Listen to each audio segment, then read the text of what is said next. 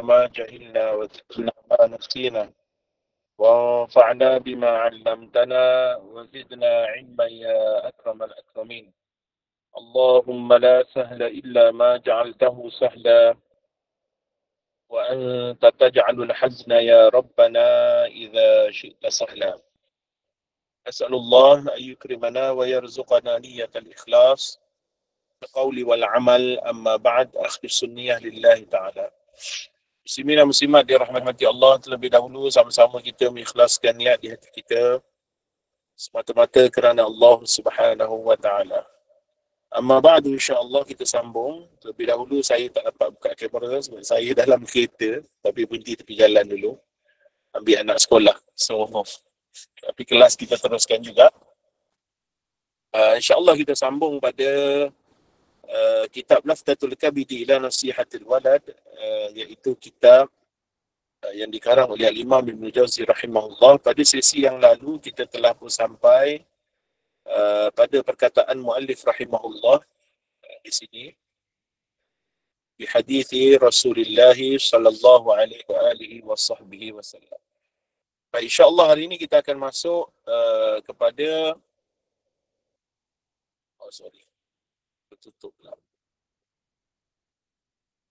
Hari ini kita akan masuk kepada katanya muallif rahimahullah,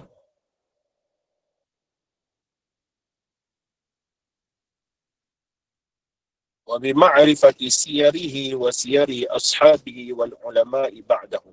Maka kata pengarang rahimahullah,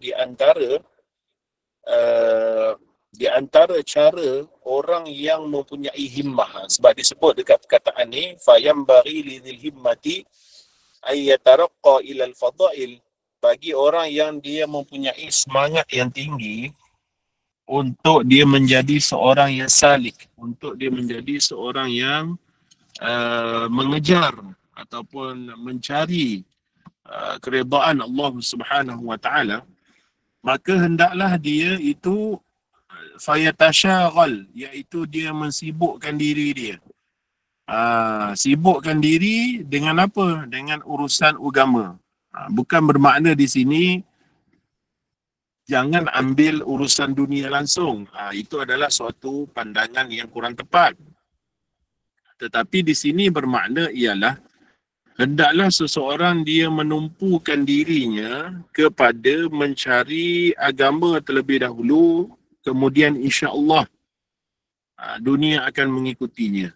Itu disebut di dalam kitab Adab Sulukil Murid oleh Imam Habib Alwi Al-Haddad, bahawasanya bagi seorang salik, orang yang menuntut ilmu, maka hendaklah dia menyibukkan diri dia dengan urusan akhirat. Jadi Imam Ibn Jauzi rahimahullah, dia mengajarkan bagaimana kita nak sibukkan diri kita dengan urusan hari akhirat. Maka antara yang kita dah sebut pada sesi yang lalu ialah bihifzil Quran wa tafsirih, kita menghafal Al-Quran dan tafsirnya. Maka kita dah jelaskan pada sesi yang lalu, bukan terjemahan tetapi tafsir dengan cara kita berguru. Iaitu kita mengambil tafsir Al-Quran. Kita tak dituntut untuk belajar tafsir Al-Quran secara detail. Tetapi jika seorang itu dia mempunyai himmah, himmah itu semangat, maka orang yang mempunyai semangat, dia akan mencari-cari juga kan. Sebagaimana yang Imam Jauzi sebut juga, lebih kurang macam pepatah Melayu kata, hendak 1000 daya, tak nak 1000 dalih. Kan? Di mana ada kemahuan, di situ ada jalan. Maka kalau kita nak, memang kita nak lah. Tapi kalau dah memang kita tak nak, sudah tentu kita akan berdalih. Sebab tu ramai manusia dalam menuntut ilmu, kadang-kadang dia berdalih. Macam-macam urusan dunia, padahal urusan dunia itu boleh ditangguhkan. Tangguhkan dunia untuk hari akhirat, bukan tangguhkan urusan akhirat untuk dunia. Ada je terbalik. Orang zaman sekarang banyak tangguhkan urusan akhirat untuk dunia. Dia lupa bahawasanya yang kekal adalah hari akhirat. Dunia ini hanya sementara. Maka hendaklah dia lebihkan diri dia kepada urusan hari akhirat. Maka Imam Jauzi ajar cara dia seperti dia menghafal Al-Quran. Walaupun kita dah mungkin berumur ataupun kita masih muda, bergantung pada umur masing-masing, maka hafal Al-Quran ini bukan disuruh hafal Al-Quran keseluruhannya. Maksudnya bukanlah tuntutan pun. Okey, yang wajib itu ialah dia membaca Al-Fatihah. Bagi orang awam yang wajibnya adalah Al-Fatihah. Kerana itu adalah untuk dalam solat dan dibaca dengan betul. Maka untuk seorang itu dia hafal Al-Quran, hendaklah dia terlebih dahulu mempelajari ilmu Al-Quran. Bagaimana membaca dengan betul. Sebagaimana dalam kelas malam kita dah sebut tentang takbiratul ihram. Kita sebut tentang kalimah selawat. Jangan dipanjangkan, jangan dipendekkan bagi setengah tempat. Begitu juga bacaan Al-Quran sebagaimana firman Allah, warattilil Qur'ana tartila. Hendaklah ditartilkan Al-Quran itu dengan bacaannya yang sempurna. Kerana Al-Quran itu jika baca salah ataupun dalam bahasa Arab disebut sebagai lahan, maka lahan itu ada lahan khafi, ada lahan jali. Lahan khafi itu ialah kesalahan yang ringan, iaitu tidak mengubah makna tetapi tetap berdosa. Namun kalau lahan jali, iaitu kesalahan yang berat sehingga boleh mengubah makna, di situlah datangnya dosa yang lebih besar. Maka hendaklah seorang itu sebelum, sebab ni nasihat dia adalah nasihat Imam Ibn Jauzi kepada anaknya. Jadi kita ni bukan level anak dia. Jadi kita ambil yang ringan. Nasihat pada anak tapi kita ambil paling ringan. Walaupun disebut hendaklah sibukkan diri dengan hafal Al-Quran, tetapi maknanya di sini ialah bagi kita mempelajari Al-Quran. Dengan cara kita belajar kembali. Bagi yang dah lama mungkin dah lama tak belajar, dia mungkin dah lupa, ataupun jika dia belum pernah belajar Al-Quran, dia suka baca Al-Quran tetapi dia belum belajar Al-Quran, jangan pula dia pergi beli pula software ataupun pen yang kita tekan-tekan baca Quran tu, ataupun dia dengar bacaan dalam YouTube lalu dia tiru-tiru bacaan. Kerana apa? Kerana Rasulullah sallallahu alaihi wasallam, manusia yang terbaik pun bertalaqi Al-Quran dengan Jibril alaihi salam. Bahkan diulang-ulang talaqinya Rasulullah pada ketika bulan Ramadan. Setiap hari di bulan Ramadan Rasulullah sallallahu alaihi wasallam akan mengulang bacaan Al-Quran secara talaqi dengan Jibril. Bagaimana kita pula bertalaqi dengan Syekh Google, Syekh YouTube, sedangkan Rasulullah bertalaqi dengan Jibril alaihi salam. Sedangkan Rasulullah itu adalah afsahun nas bil Arabi, adalah manusia paling fasih dengan bahasa Arab. Tapi Rasulullah sallallahu alaihi wasallam menunjukkan bahawasanya innamal ilmu bitta'allum, ilmu itu dengan cara belajar. Maka hendaklah kita belajar Al-Quran. Hendaklah kita belajar Al-Quran. Belajar dengan guru yang juga bersanad. Diambil daripada gurunya sehingga kepada Rasulullah sallallahu alaihi wasallam. Barulah bacaan kita tu betul. Di situlah dapatnya pahala pada bacaan Al-Quran. Namun jika kita belum mampu lagi baca Al-Quran dengan talaqi, maka memadai, sebagian ulama kata memadai jika seorang belum mampu baca Al-Quran dengan betul, maka boleh untuk dia mendapat pahala dengan cara dia melihat mushaf. Dia buka Al-Quran, dia ambil wudu, dia buka Al-Quran, dia belum boleh baca dengan sempurna dalam belajar lagi. Dia melihat huruf-huruf Al-Quran. Itu juga mendatangkan pahala. Semata-mata melihat Al-Quran, huruf-huruf Al-Quran itu juga dapat pahala bagi dia. Kemudian kata Imam Ibn Jauzi juga, wa bi hadis Rasul sallallahu alaihi wasallam, iaitu dengan hadis Nabi juga hendaklah disibukkan diri. Ulama dah lama dah beramal dengan sabdaan Nabi sallallahu alaihi wasallam tentang pengumpulan hadis 40. Jadi kita dapat lihat banyak hadis 40 yang dikarang oleh para ulama. Yang masyhurnya adalah hadis 40 Imam Nawawi rahimahullahu taala rahmatan wasi'ah. Ataupun hadis-hadis yang lain, dia boleh mula belajar hadis 40 dan dia belajar hadis yang ringkas, walaupun hadis tu dipotong-potong pada sebahagian keadaan tidak dihafal sepenuhnya. Dia boleh hafal dalam bahasa Arab, ada keberkatan padanya.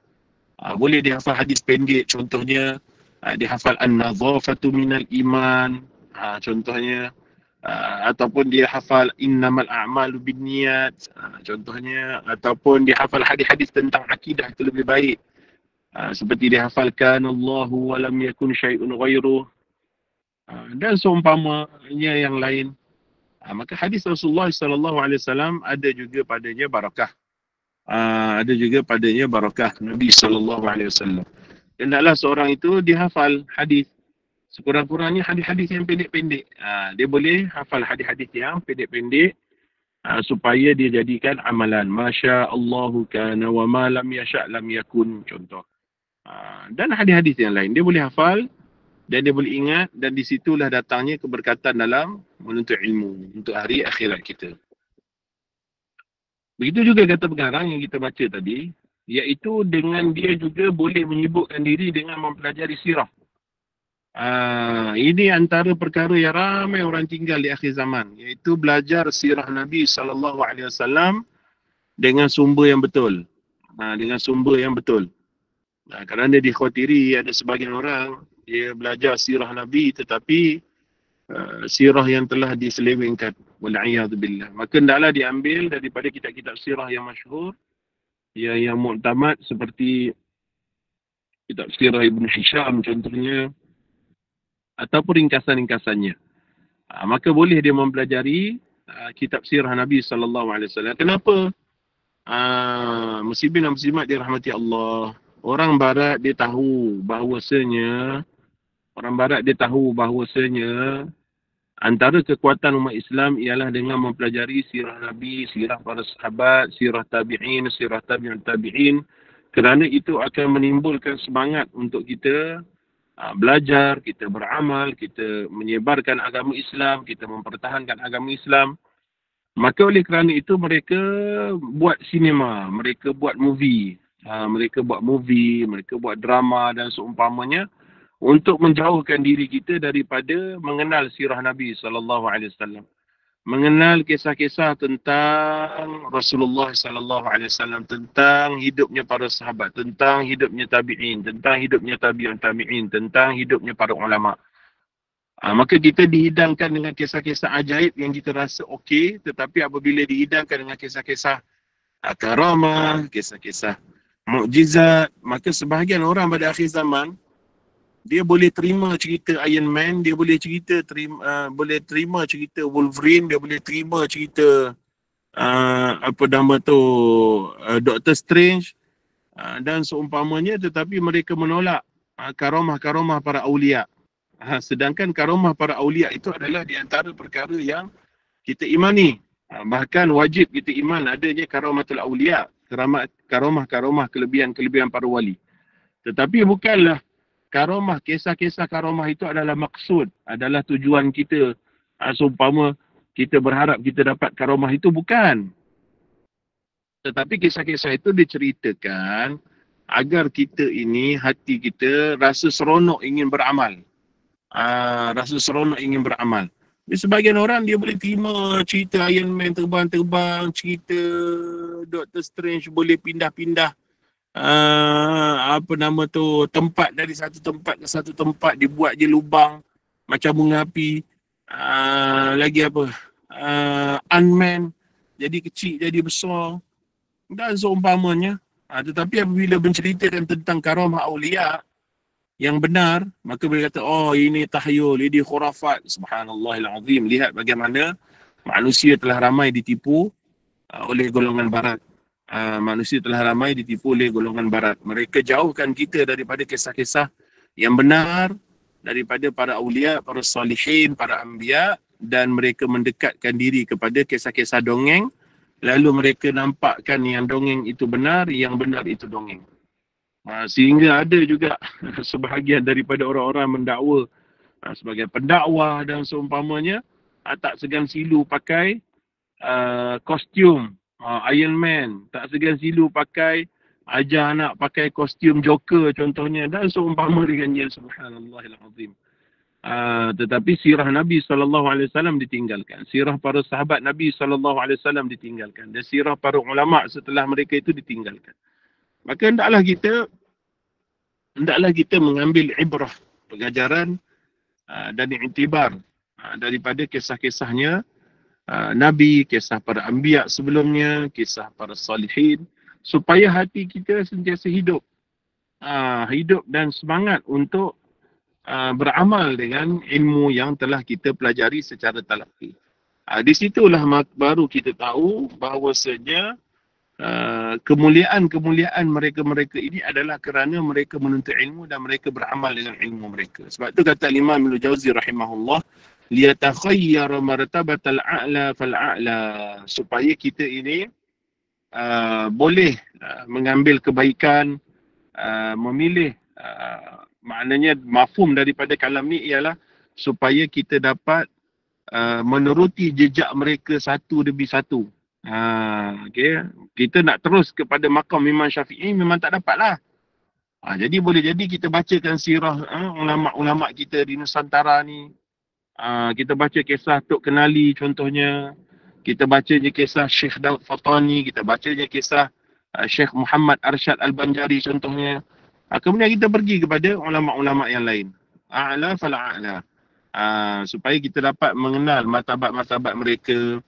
Siapakah dia, kalau kita dalam bidang keilmuan, bila kita dah pergi lebih jauh lagi, kita akan belajar tentang martabat-martabat para ulama fiqh contohnya.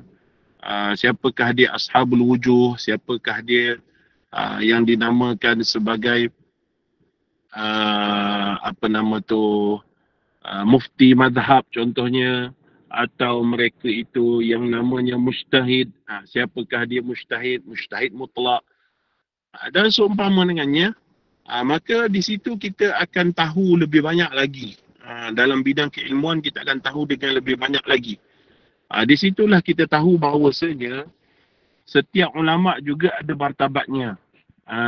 Dan itu disebut oleh para ulama likulli maqamin maqal. Bagi setiap maqam, setiap martabat, setiap tingkatan itu maqal. Maknanya perkataan mereka itu ada iktibar mengikut martabat. Kalau tiba-tiba sekarang ada seorang yang namanya ustaz, famous dalam TikTok, famous dalam Facebook, famous dalam Instagram, famous dalam X, famous di TV contohnya. Tetapi apa yang dia cakap bercanggah dengan agama. Maka al-ibrah laysat bisyuhrah. Kebenaran itu bukan diambil dengan kemasyhuran, kerana kita mesti faham tentang martabat para ulama.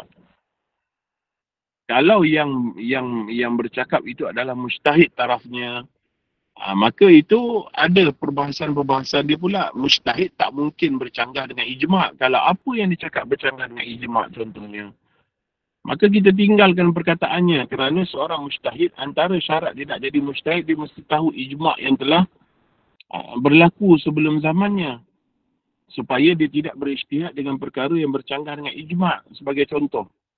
Maka di sini kita perlu faham tentang martabat para ulama agar kita tidak salah ikut. Ni ustaz yang cakap ni. Ni ustazah yang cakap ni. Kan? Ni orang ni masyhur. Sebagai contoh yang kita belajar pada sesi yang lalu tentang bab pakai telekung contohnya kan. Subhanallahil azim. Ada juga beberapa figura yang bercanggah dengan apa yang kita sebut. Sebenarnya apa yang kita sebut tu bukan daripada saya, tapi daripada kitab. Kita dah sediakan kitab dan seumpama dengannya. Tapi yang bercakap tu barangkali mereka ni ada kemasyhuran dan seumpamanya. Maka ada sebahagian daripada orang awam yang kata, ada khilaf ni. Sedangkan perkara tersebut, subhanallahil azim, perkara tersebut adalah perkara yang mu'tamad dalam mazhab. Perkara yang mu'tamad dalam mazhab. Sehingga kan sebahagian orang awam dia lebih cenderung untuk ikut pendapat siapa-siapa lah yang wujud pada zaman ni, dan meninggalkan pendapat ulama mazhab yang pendapat tersebut adalah pendapat yang mu'tabar. Maka di sini muslimin dan muslimat yang dirahmati Allah, hendaklah kita faham tentang rutbatul ulama. Baik. Kemudian kata pengarang rahimahullah, wala budda min ma'rifati ma yuqimu bihi lisanahu minan nahwi wa ma'rifati tarafin musta'malin minal lughah. Begitu juga bagi penuntut ilmu, iaitu orang yang nak lebih lagi dalam bidang keilmuan. Sebab kita sekarang berada dalam kasut anak Imam Ibn Jauzi, iaitu Imam Abdul Qasim. Kita berada dalam kasutnya, maka kita dinasihati oleh Imam Ibn Jauzi ini dengan nasihat yang keras, yang tinggi. Tapi kita kena sesuaikan dengan level kita. Kalau kita nak jadi lebih lagi daripada maqam orang awam, kita nak lebih alim sedikit, hendaklah kita spend lagi masa, kata Imam Jazi, dan hendaklah tidak dapat tidak, mestilah dia mengetahui akan perkara yang berkaitan dengan bahasa, iaitu bahasa Arab. Iaitu bahasa Arab. Kalau kita rendahkan sikit maqam kita, kita berada dalam kasut Al-Imam, kita berada dalam kasut Al-Imam Abul Qasim, anak Imam Jauzi. Kita tak mungkin lah, kalau kita sekarang nak suruh, bukanlah tak mungkin, tetapi agak sukar bagi orang awam yang tidak ada background bahasa Arab, tiba-tiba nak kena belajar bahasa Arab yang detail seperti ilmu nahwu, ilmu saraf dan seumpamanya. Tapi kita boleh letakkan, rendahkan sikit maqam, cuba kita kenang balik. Adakah kita ni dah mahir Jawi contohnya? Kita boleh baca Jawi tak? Kalau agak-agak kalau kita buka kitab Jawi yang lama tu, boleh tak kita baca? Kalau kita masih lagi kita kata boleh baca lebih kurang, tetapi dah sukar, dah teragak-agak baca kitab Jawi contoh. Maka boleh kita mulakan. Kita belajar kitab Jawi.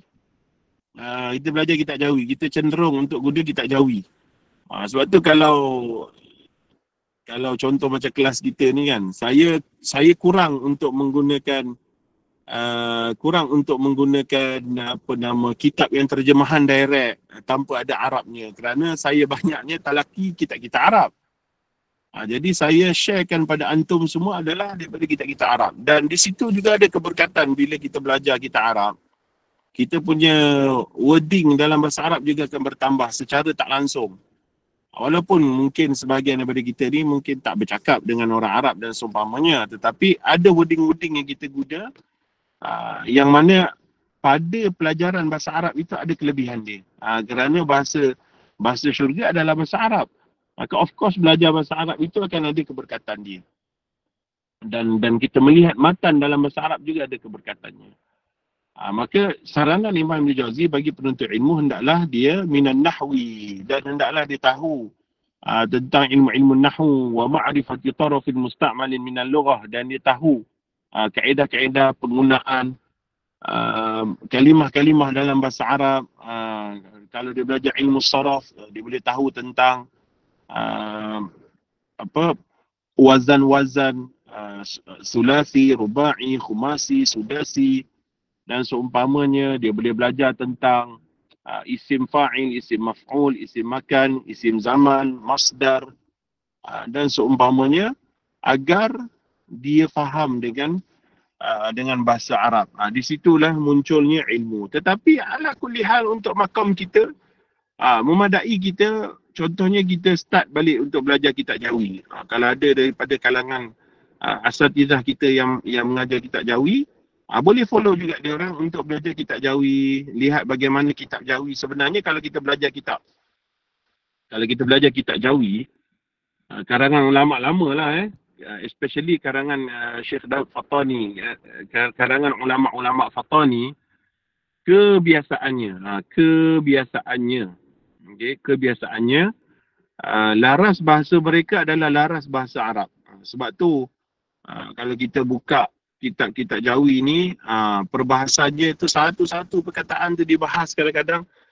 Nya tu kembali kepada mana, ke sana, ke sini, mubtada, khabar, kenapa diawalkan, kenapa dilewatkan dan seumpamanya, dibahas seumpama kitab Arab.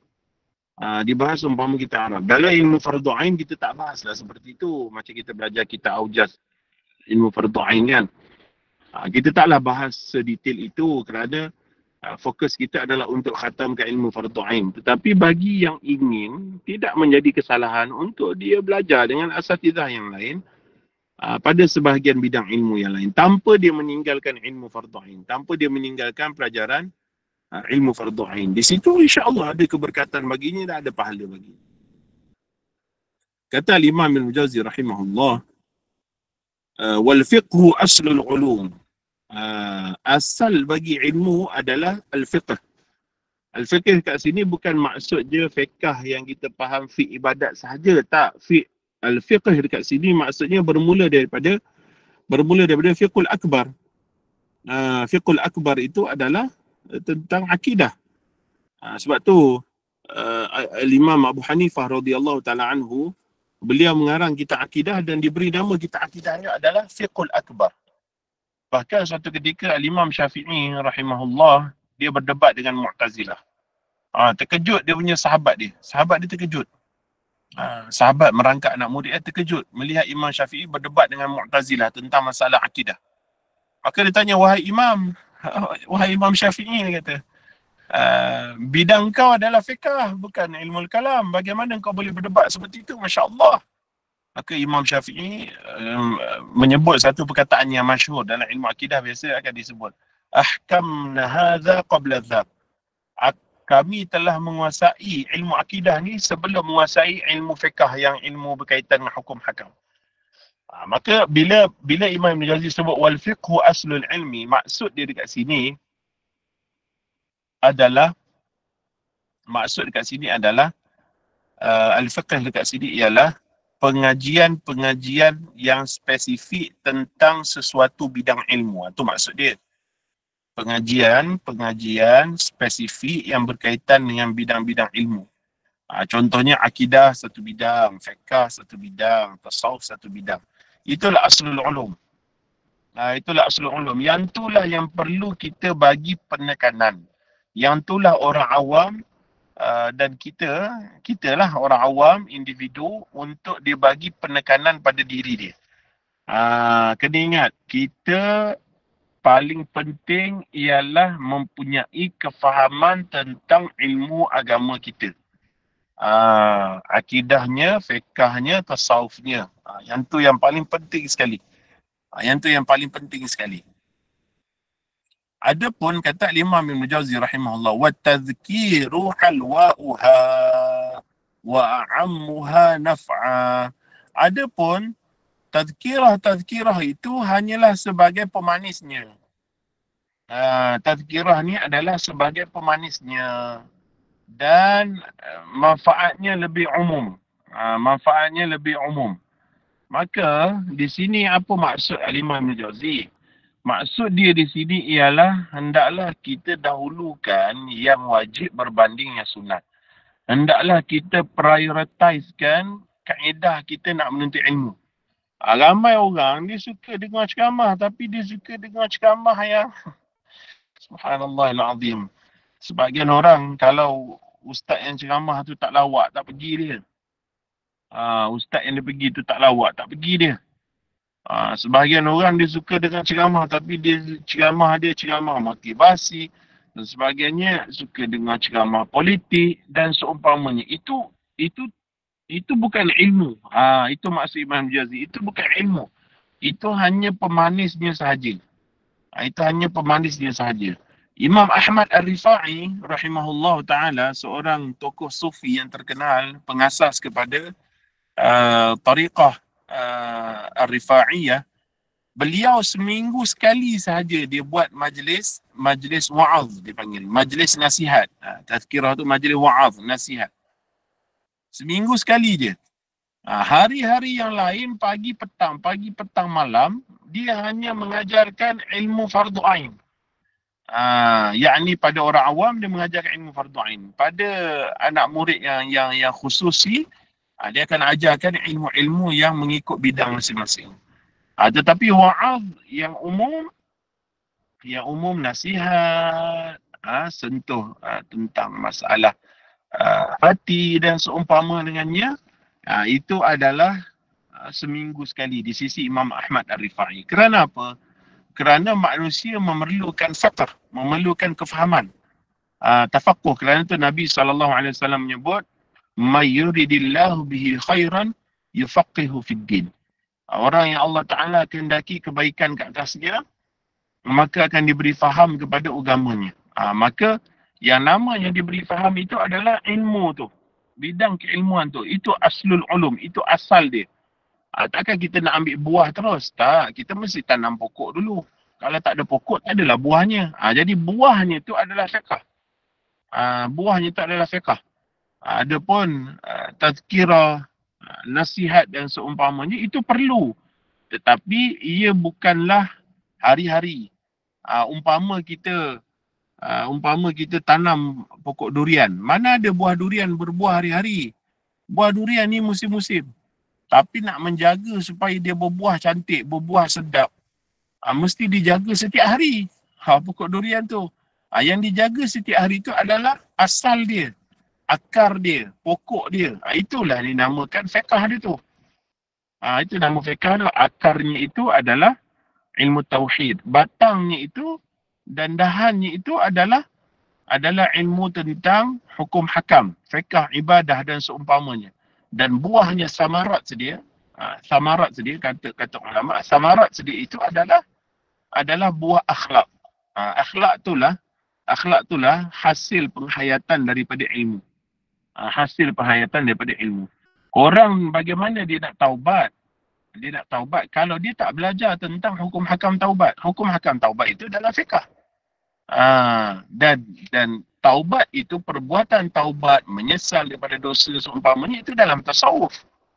Jadi dia kena belajar terlebih dahulu bagaimana taubat, barulah dia ada rasa manis dia taubat tu. Tapi kalau orang dia tak belajar, sebab tu dia punya pengamalan pun tak betul kerana dia tak belajar. Subhanallahil azim. Akhirnya dia maghrur, dia ditipu daya oleh syaitan. Berapa ramai manusia ditipu daya, dia perbanyakkan amalan sunat sehingga amalan wajib waktu dia zaman jahiliyah dulu. Zaman jahil dulu. Waktu di zaman jahil dia tak solat 20 tahun. Dia tak qada pun, dia sibuk buat tarawih 20 rakaat. Dia sibuk buat duha hari-hari. Dia sibuk buat tahajud hari-hari. Sedangkan perkara itu sunat bagi dia. Yang wajib dia buat adalah yang qada. Solat ini tinggalkan sebelum ni.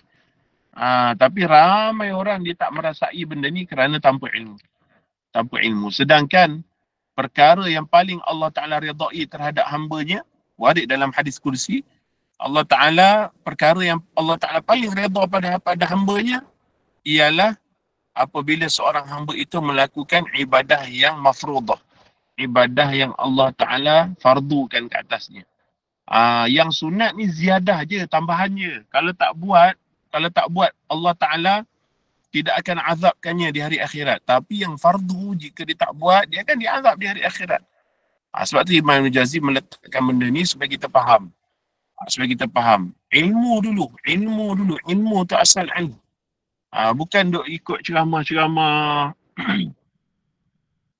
nasihat-nasihat. Lebih-lebih lagi ada sebagian orang akhir zaman ni dia suka ceramah-ceramah yang berkaitan dengan ilmu eskatologi lah. Nak tahu apa tanda-tanda Yahudi lah. Bila Dajjal akan muncul lah, mana tembok Ya'juj Ma'juj. Itu tidak dibincangkan pun oleh Rasulullah SAW. Kan? Tentang Subhanallahil Azim. Ramai orang sibukkan dengan perkara-perkara seperti ni sampai dibawa naik ke atas meja-meja ceramah. Dibawa naik ke atas meja-meja ceramah. Dibayar dengan harga yang mahal, tetapi apa yang disampaikan tu bukanlah aslul ilm, bukanlah aslul ulum. Itu adalah kerugian sebenarnya. Itu adalah kerugian. Hendaklah kita menumpukan diri kita terlebih dahulu kepada keberkasaan ilmu-ilmu yang berkaitan dengan fardhu ain, supaya kita dapat manfaat yang lebih besar. Kata pengarang, waqad rattabtu fi hadhihi al-madhkurati min at-tasadif. Maka aku telah menyusun bidang-bidang keilmuan ini dalam beberapa karyaku, dalam beberapa karangan-karangan Al-Imam Ibn Jauzi rahimahullah ta'ala rahmatan wasi'ah, ma yughni an kulli ma sabaqa min itu min bukan mina, min tasanifil qudama wa ghairiha bihamdillahi wa mannih. Maka Imam Jauzi bagi tahu pada anaknya, aku telah pun menyusun kitab-kitab yang sesuai dengan bidang keilmuan mengikut peringkat-peringkat, yang mana ia telah boleh dianggap, kata Imam Jauzi, boleh dianggap sebagai khulasah atau ringkasan daripada apa yang telah dikarang oleh ulama-ulama yang terdahulu. Maknanya karangan Imam Jauzi ni, Imam Jauzi tak kata aku karang ni aku bawa ilmu yang baru, bukan. Tapi dia bawa apa? Dia karang, dia kata apa? Dia bawa apa yang telah dibawa oleh ulama sebelum ini daripada kalangan imam-imam salafus salih. Apa yang telah dibawa oleh mereka. Aku hanya susun sahaja, kata Imam Ibn Jauzi. Maka ini berlaku wa ghairiha bihamdillahi wa mannih. Itu adalah berlaku dengan kurniaan daripada Allah Subhanahu wa taala. Itu untuk memudahkan anaknya untuk mengaji, untuk mempelajari ilmu. Maka Imam Ibn Jauzi permudahkan dengan telah mengarang kitab-kitab yang telah disusun oleh beliau. Sebab tu dia kata, فَأَغْنَيْتُكَ عَنْ تَطَلُّبِ الْكُتُبِ وَجَمْعِ الْهِمَمِ لِلتَّصْنِيفِ وَمَا تَقِفُ هِمَّةٌ إِلَّا لِخَسَاسَتِهَا وَإِلَّا فَمَتَى عَلَتِ الْهِمَّةُ فَلَا تَقْنَعْ بِالدُّونِ. Kata Al-Imam Ibn Jauzi rahimahullah, dan kata Imam Jauzi, mafhum dia ialah supaya anaknya itu memberi fokus untuk mempelajari kitab-kitab. Untuk mempelajari kitab-kitab dan menghimpunkan pula semangat supaya dapat menulis juga kitab. Maknanya Imam Jauzi kita dah sebut dah sebelum ni dalam pengajian kita sebelum ni, standard dia. Itu standard Imam Jauzi ni pada anak dia ialah engkau mesti belajar kitab-kitab, engkau jadi alim macam aku, kalau tak macam aku lebih lagi daripada aku, dan engkau mesti ada kitab yang dikarang. Bukan bermakna bagi kita ni kita kena ada kitab. Tapi kalau ada muslimin dan muslimat yang dirahmati Allah dalam pengajian kita ni, kalau ada yang rajin, dia boleh buat kitab. Yang ni dia boleh buat contohnya muzakirat, kitab ringkasan contohnya. Apa yang kita belajar dia dhabit, dia susun cantik-cantik. Dan dia ikhlas kerana Allah Subhanahu Wa Taala, dia sebar, dia bagi pada kawan-kawan dan seumpamanya. Kita dalam Islam, dalam syarak, ilmu itu adalah percuma. Rasulullah SAW sampaikan ilmu kepada para sahabat percuma, sahabat sampaikan ilmu pada tabi'in percuma, tabi'in sampaikan kepada tabi'in percuma. Sehinggalah pada zaman kita sekarang, Imam Syafi'i tak pernah ambil satu royalti pun daripada kitab Ar-Risalah dan kitab Al-Um. Imam Ghazali tak pernah pun ambil royalti daripada Ihya Ulumuddin. Imam Abu Hanifah tak pernah ambil royalti daripada kitab Fiqhul Akbar dan seumpama dengannya. Maka dalam Islam tidak ada istilah, pada asal dalam Islam tidak ada istilah copyright bagi ilmu. Bagi ilmu, kerana murad ataupun objektif daripada penulisan kitab ialah supaya manusia mengambil manfaat. Tapi akhir zaman telah bertukar. Kita dah sebut akhir zaman bertukar. Dunia bertukar kepada akhirat, akhirat bertukar pada dunia. Subhanallahil azim. Maka akhir zaman perkara akhirat orang tukar kepada dunia. Jadi dahulunya orang karang kitab untuk menyebarkan manfaat supaya manfaat itu sebar dengan luas. Sebab tu kalau kita beli kitab-kitab pondok, subhanallah, kalau kita pergi sekarang pun harganya bawah RM10 lagi kitab-kitab pondok ni. Yang kertas kuning. Pada zaman dulu insya-Allah bersen-sen je, 50 sen, 60 sen. RM1 lebih kitab-kitab. Kerana murad ulama yang mengarang kitab itu bukan untuk dapat keuntungan, tetapi untuk dipelajari.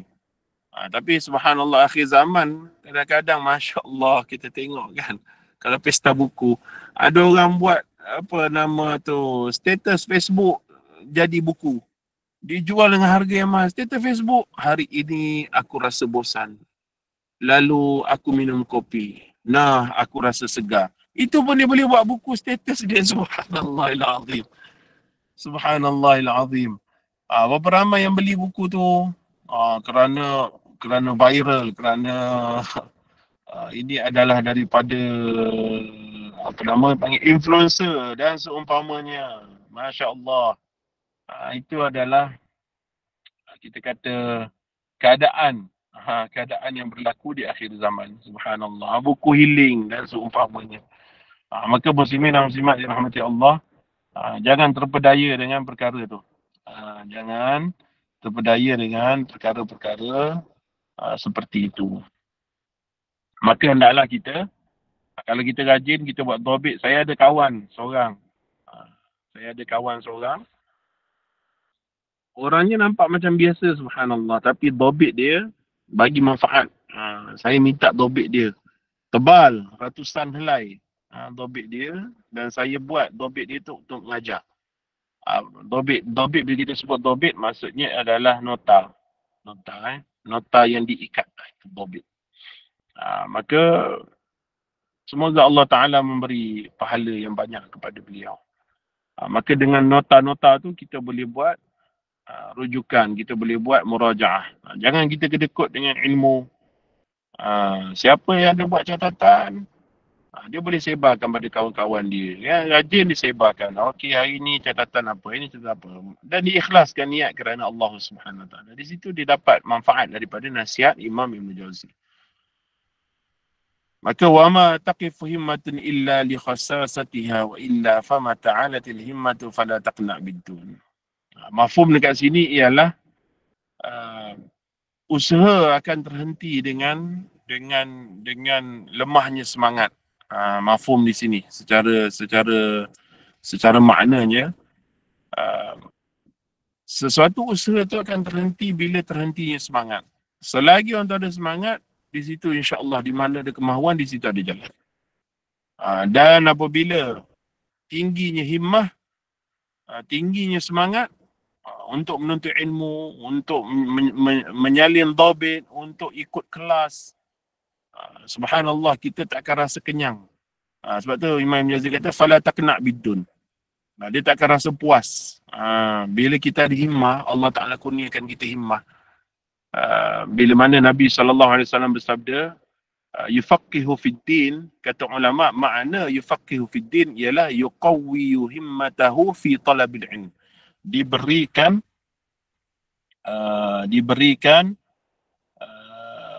kekuatan, himmah, semangat untuk dia menuntut ilmu. Itu maksud Nabi yufaqihu fid din. Maka orang mukmin, kata Nabi SAW, la yashba'ul mu'min min khairin yasma'uhu hatta yakuna muntahahul jannah. Tidak kenyang orang beriman dari mendengar perkara baik, dari perkara baik yang didengari olehnya, melainkan syurga adalah tempatnya. Maknanya orang beriman ni dia takkan kenyang daripada perkara kebaikan. Dia takkan kenyang daripada mendengar ilmu. Jadi bila kita ada himmah, kita suka duduk majlis ilmu, kita suka majlis ilmu, bahkan tidak memadai kita secara online saja. Cari majlis ilmu yang ada fizikal. Kerana majlis fizikal tu keberkatannya lebih.